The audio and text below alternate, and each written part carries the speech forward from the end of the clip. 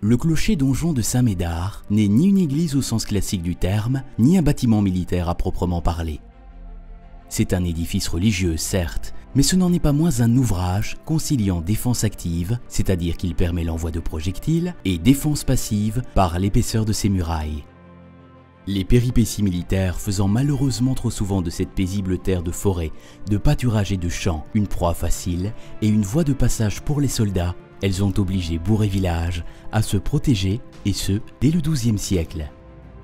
Surmonté en 1760 d'un clocher, ce donjon fort fait aussi office de tour de guet, car il permet d'observer l'horizon à 360 degrés grâce à ses 28 mètres de haut.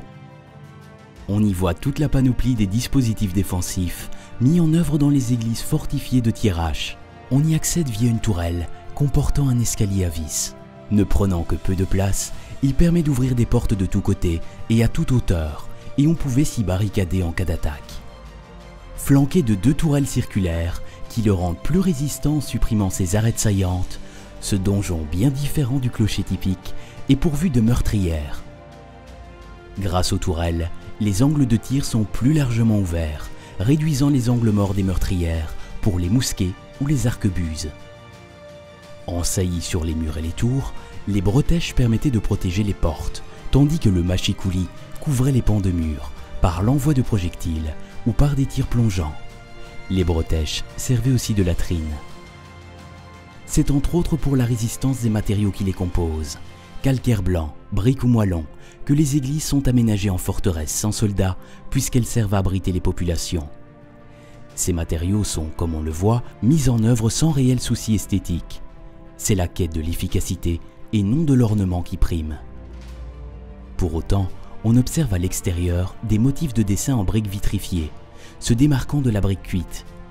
Cœur, losange, croix losangée, quadrillage ou autres formes géométriques. Il peut parfois s'agir de la signature des maçons.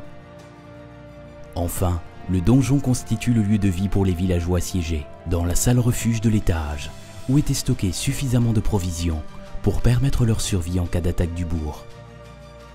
Cette salle de style gothique, avec sa voûte d'une hauteur de 5 mètres à la clé, était décorée par endroits de gerbes d'ogive et de culots polygonaux, dont certains éléments subsistent.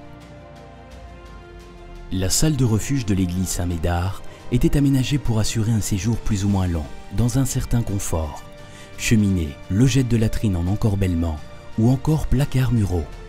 La chambre aménagée après coup dans cette salle voûtée est dite chambre carronnée. Elle comportait une fresque.